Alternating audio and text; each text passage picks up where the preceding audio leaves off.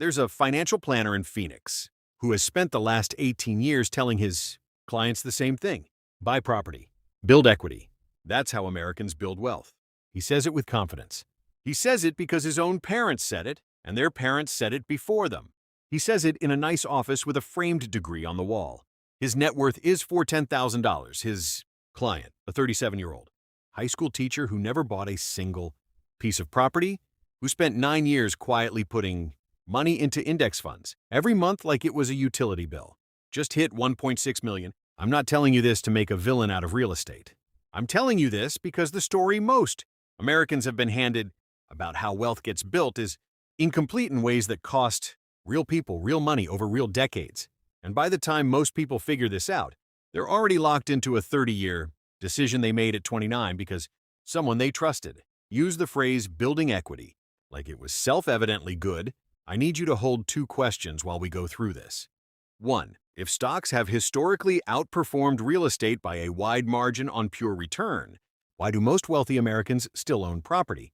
And 2. Why do genuinely wealthy keep less than a third of their net worth in the house they actually live in? Both of those answers are coming. Stay with me. 2 cousins, 1 city, 20 years. Let me give you a story that's less about numbers and more about decisions. 2 cousins, mid-20s, both living in Denver, both making around $85,000 a year. Both disciplined, both paying attention. In 2004, the first cousin, call her Diana, did exactly what her family expected. She bought a 3-bedroom house in a solid neighborhood for $310,000, put $31,000 down. Her parents threw a dinner. Her uncle made the speech about roots and stability and the American dream. Everyone meant well. The second cousin, call him Ray, kept renting a 2-bedroom apartment went on $100 a month and put every dollar he wasn't spending on rent into a low-cost S&P 500 index fund. No party, no speech. Just an automatic transfer that happened on the 15th of every month while he slept. Fast forward 20 years. Diana's house is worth $720,000. That number sounds like a win. Until you run the actual math. She paid roughly $198,000 in mortgage interest. Property taxes over 2 decades came to around $68,000. Maintenance, real maintenance, not the stuff you ignore, ran about $60,000. Insurance, HOA years, transaction costs when she almost moved in 2015 before deciding not to. Add it up. Her real net gain on that original $31,000 investment is meaningful, but it's not the windfall the headline number suggests. Ray's index fund account, after 20 years of consistent contributions and 3 crashes he didn't panic through, sits at just under $1.1 million. He has never been stuck. He took a job in Austin in 2011, another in Chicago in 2017. Last year he moved back to Denver because he wanted to, not because his mortgage forced him to stay. This is what nobody tells you about real estate at the closing table. It doesn't just hold your money, it holds you.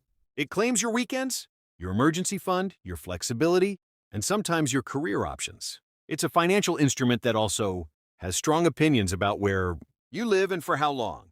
But wait, before you sell your house, here's where I have to pump the brakes. Because if this video becomes a simple pro-stock, anti-real estate argument, I'm doing the same thing the industry does, just in the opposite direction. The truth is more nuanced and, honestly, more useful. There is a version of real estate that absolutely builds generational wealth. But it's almost never the version most people buy. Think about what your grandparents actually meant when they said real estate made them. It wasn't the house they raised children in. It was the duplex 3 blocks away they bought in 1971. It was the small commercial strip they held for 30 years.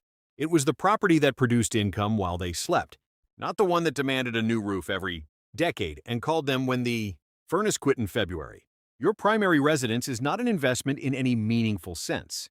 It's a forced savings account that charges you maintenance fees. It provides shelter, stability, community, and in many cases, genuine emotional value. All real things, worth something. But it does not compound. It does not deposit money into your account while you're at work. It consumes. A rental property with 2 units, each generating cash flow after the mortgage is covered. That's a fundamentally different animal. That produces income. That scales. That's what the wealthy mean when they say real estate. And the failure to make that distinction is one of the most expensive misunderstandings in American personal finance. The market is smarter than your feelings, except when it isn't. From 1990 through 2024, The S&P 500 averaged somewhere around 10.5% annually. National real estate averaged somewhere around 4.3%. On paper, it's not close. Stocks win by a margin that compounds into an enormous gap over 20 or 30 years. The math is unambiguous. But the math assumes something most people can't actually do. It assumes you hold. It assumes that when the market drops 34% in 6 weeks, as it did in early 2020, you don't sell. It assumes that when your neighbor is loudly, publicly moving money into cash because a finance anchor on cable news looks scared, you sit completely still and do nothing. Dalbar, a financial research firm that has studied investor behavior for decades, found that the average equity fund investor has underperformed the actual funds they were invested in by nearly 4 percentage points annually for 30 years. Not because the market failed them, because they failed themselves. Real estate has a peculiar advantage that finance textbooks call a flaw. You can't check its price every 8 minutes. There is no ticker symbol for your house. You don't open an app at midnight and discover your living room is down 18% because a central bank in Europe made an announcement. The illiquidity of real estate, the thing that makes it annoying, is, for most human beings, the feature that saves them from their own worst financial instincts. So here's what you're actually choosing between: an asset with demonstrably better math, but only if you can survive the psychology, and an asset with worse math, but a built-in mechanism that forces you to hold it through turbulence, whether you like it or not. Which one is right for you depends entirely on which kind of investor you actually are, not which kind you intend to be, not which kind you were last year, which kind you are at 11 p.m., when markets are closed and your phone is full of notifications about economic instability. The reframe that changes everything. Here's the thing. The smartest people I've watched build real, lasting wealth in this country didn't win because they picked the right asset class. They won because they understood something simpler and harder to argue with. The asset you can hold the longest without selling is the asset that builds the most wealth. Morgan Housel writes about this. The idea that getting wealthy and staying wealthy are two completely different disciplines. Getting wealthy rewards aggression, conviction, and willingness to take risk. Staying wealthy rewards patience, humility, and the ability to resist your own worst impulses under pressure. Most people are naturally better at one than the other, and the people who die wealthy have almost always figured out which one they are. The families that hold real generational wealth in this country tend to own a mix of things. Stocks for growth over long-time horizons. Real estate, specifically income-producing real estate, for stability and leverage. Business interests or side income streams for acceleration. Cash for the periods when nothing makes sense and you just need to sleep. The question was never real estate versus stocks. That framing is a distraction, a debate you have on the internet instead of a decision you make with your actual money.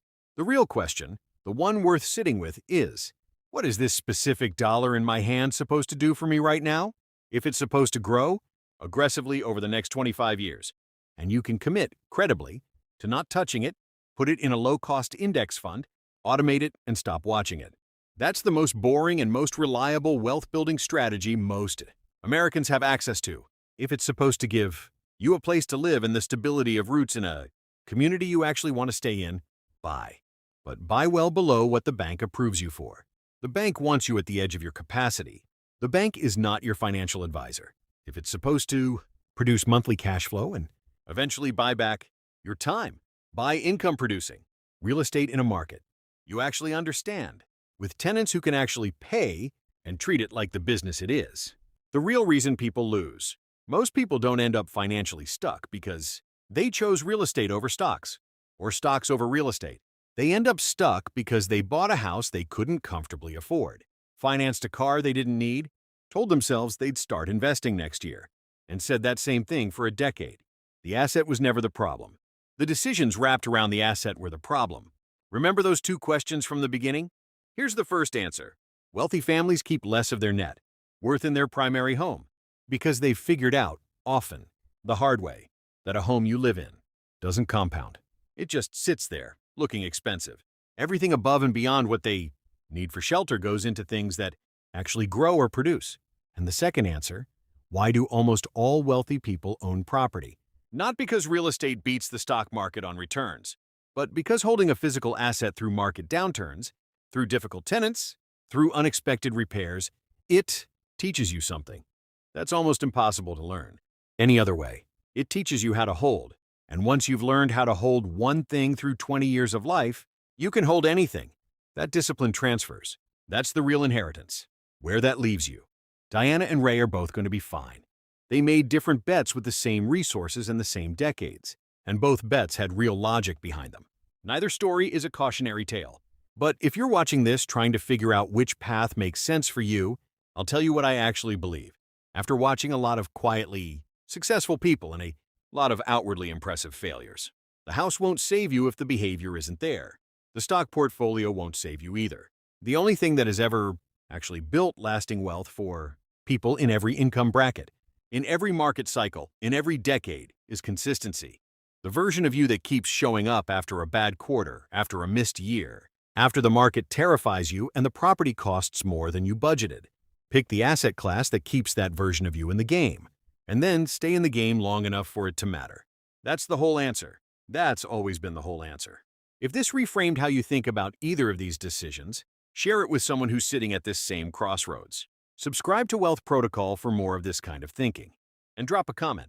Are you a real estate person, a market person, or do you play both sides? I read everyone.